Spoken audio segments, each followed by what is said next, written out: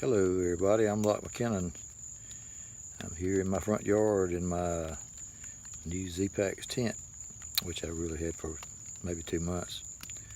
But I hadn't had the opportunity to check it out in a rainstorm or thunderstorm, and it looks like we got one coming up here pretty soon between Greensboro and Burlington, North Carolina, Greensboro and Elon, North Carolina.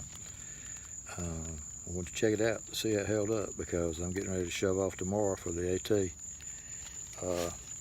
Up toward Dalesville, Virginia, and I'm planning on getting on at mile marker 728, I believe, .1, according to Gut Hooks and the AT guide. And I'm going to be hiking north on the AT, probably for 2 days. We'll know for certain for 2 days, unless I don't make 2 days, which is really one of the reasons I'm going out there, to see what we got. But I'm going to try to do 11 miles the first day, and then the second day I'm just going to see what I got and just not try to hurt myself, but at least get an idea of whether I'm capable of doing some good days on the AT, because typically your campsites or your stealth tent sites or shelters are located anywhere from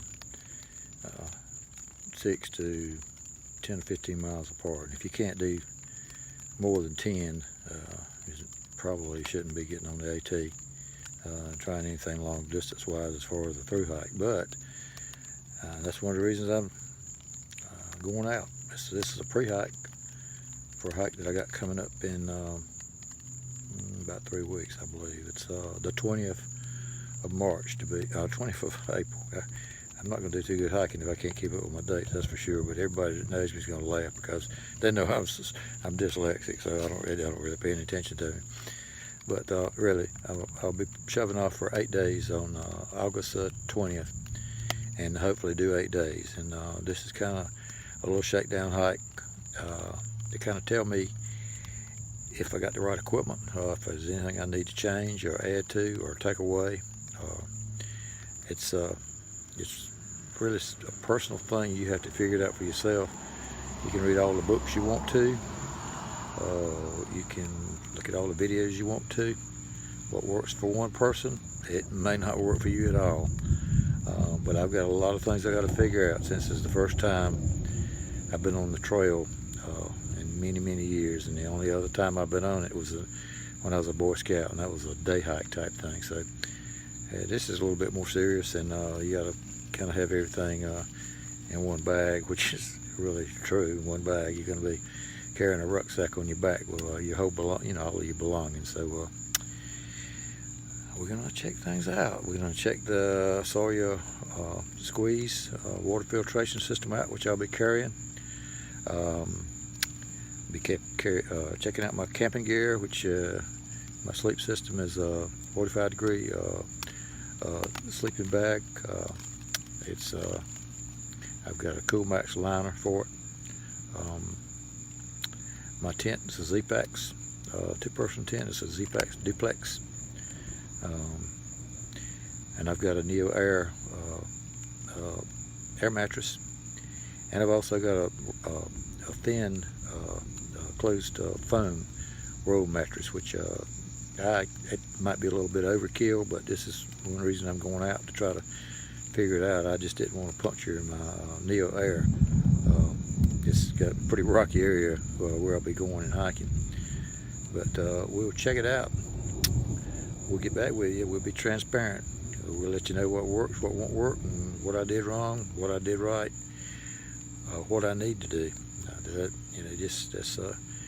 It's a trial and error game, and I think everybody that's ever been out there will tell you that you got to figure it out. It's nothing you can learn in a book or a video. So I'll get back with you. I hear the storm moving in a little bit more. I'll hopefully get a good one over us, and we'll figure it out. And if this tent's gonna stand it, if it blows away, I might be in the wrong game. I might better pick a different hobby. But thank you for watching, and talk to you later. Well, we're still here waiting on the storm. It's a little bit of lightning going on. It's moving a little bit closer. But I was just going to show you what my sleep system looks like. It's a KLT 40 or 45 degree bag. I'm not sure which it is. It's a down sleeping bag. I don't think I'll need it. It's going to be pretty warm, but what you don't see is I got a Cool Max liner that I would use inside of this or on top of it to keep from getting the bag so dirty. There are not many showers up there on the AT, I understand, so we'll just go with it and go with what I've been told on that. Also, this is my Neo Air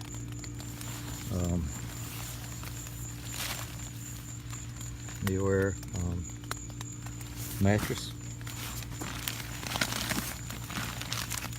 This is a closed foam 3/8 inch thick roll-up pad that's up under it. Got a Cedar Summit, this is what it's called, pillow, little bulk pillow. And as you can see, maybe you can see, this tent has a bathtub in it. It's got sides on it that keeps the water from flooding up on you. Could be a little bit of splashback because the tent rides high as far as the outer part of it. You can see out on one end here, the two vestibules on this tent, one on each end. It is a two-person tent, so if you had two people, one could use one vestibule, and the other person, here it comes, lightning's coming. Anyway, you could use a vestibule for each one of you, and it would be easier at night.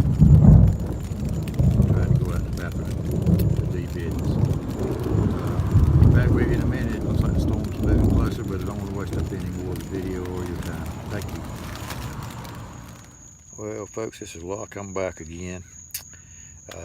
Looks like the storm has moved north of us just a mile or two. I mean, you could hear it popping good, but we've never got much more rain in this area.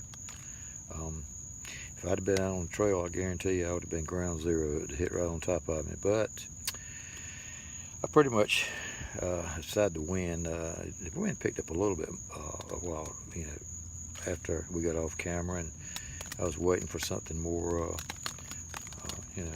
more exciting, but it didn't happen. But the tent did good. It rained a little bit harder. No water inside. I'm pleased with it. It gives me confidence, going, leaving them to go on the trail, that I got a product that'll stand up. There's another storm that's approaching. It's going to be a little while. It's between Greensboro and Winston-Salem, and it's a long line, which is sure to hit us, but it's a good 30-45 minutes away, and I got things to do. I'll be I'm planning on leaving in the morning about 5 o'clock from Elon and headed toward Dalesville. It's about a 2-hour and 15 to 30-minute drive up there. I need to get something to eat if I'm going to be on the trail, and I don't have anything, because this trip was a very spur of the moment thing. I've just been watching. I've been watching a lot of videos of some of my favorite people that's out there. Greeter, ER, Early Riser is his name, really. They just completed the hike, and Red Mage, who's in Maine, he's just got another 100 or so miles to go. Just Disciple, who's legally blind. I've been watching him. The Black Alatchin, the logo of the Black Alatchin, who's really a great character to watch. He's just funny, and he's just a great guy. I wish I could meet him one day. And he's hiking it, and he's doing really well. He's fun to watch. If you hadn't tuned in to any of these guys, really, if you're interested in hiking or just need something for entertainment, check out these guys that I just mentioned. You can back up the film and get those names and then do a YouTube search. But they're all really authentic people, and they do such a good job with their videos, and I've learned a lot from them. This is my first venture into any kind of video photography or anything like that, and I'm a shy person by nature. Since I'm dyslexic, it's just something that I never wanted to do, to be on camera and in front of anybody giving a book report. It's frightened me to death all through my life, but they've inspired me, and that's really it's enabled me to kind of step out of the box. Number one, to get in front of a camera, and also number two, to to go out solo on the AT at 74 years old and try to do something I've always wanted to do, but I've had it on my bucket list, but life came along and got in the way, and I never really thought I could until just a few years ago when I saw some of these people doing it and succeeding. And you know, the record out there now is 81 years old. The easy one, Lee Berry, I believe is his name. The easy one did it. I think the early 2000s at 81, and he through hiked it before. A really great guy, and I personally hope the record stands forever. I would not consider breaking his record if I could see the sign up at Mount Katahdin. I would just tell people I saw it, because I think so much of that guy, and he's part of the reason I'm out here. The inspiration that he's given me to step up my game. But anyway, I really hadn't intended on this video being this long. I just wanted to check out the tent, but while I'm here, I wanted to tell you a little bit about why I was doing it, and I just did partially with the inspiration from these other guys, and how fun it sounds, and how it's changed their lives. I mean, it's everyone I see, just about to a man or a woman that goes out there, and there are a lot of women that hike this trail solo. They're not afraid to get out there. And young and old people are doing it now, but the main reason is just to get out there and enjoy the life, and to do what they're doing. They're out there finding a lot on the trail that you can't get here in town, or on the streets. As early riser, I call him ER to shorten it up. Early riser calls it the matrix, getting out of the matrix. And back here, we don't even know our neighbors, but out there on the trail, you get to know everybody. Everybody's a community. It doesn't matter what your politics is, your religion, your sexuality, all of this stuff that's you hear on the news every day that you just get so sick and tired of hearing. That doesn't go on out there. Everybody's out there to help one another, and you got the trail angels that's out there trying to, the ones that, they just have done the trail in some cases, and a lot of cases, and want to give back. And there's some people that just can't, they can't, but they want to be a part of the community. So they try to give back by just helping others. They're called trail angels, and they do a really great job. And I want to get part of that. I want to enjoy part of that before I get out of here. I don't know how many more years I'll be healthy, but I want to take advantage as well as I possibly can to maybe change some things about me that I don't like myself. I've been probably prideful, and I've been selfish. All of this 7 sins I've probably been guilty of breaking in some way, shape, or form. I just really like to be a better person, and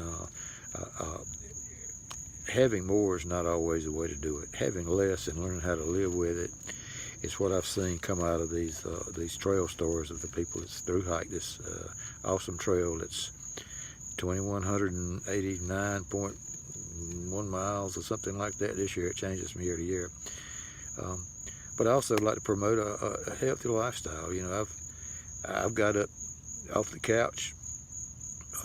I'm still working. I'm not retired yet. I retired from 2 different jobs, but I went back to work, and I work full time. But I want to advocate for a healthy lifestyle. You go to the doctor, get your checkups. I've had 2 cases where a doctor's visit saved my life. One was colorectal cancer, and the other one was prostate cancer. And my cousin had passed away from colorectal cancer, and he was late 40s, and he urged everybody in his own writing. He'd written his own eulogy, basically, and was telling people to, don't do what I did. Go get your checkup.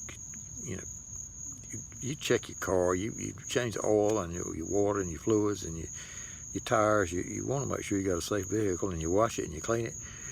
Take care of your body.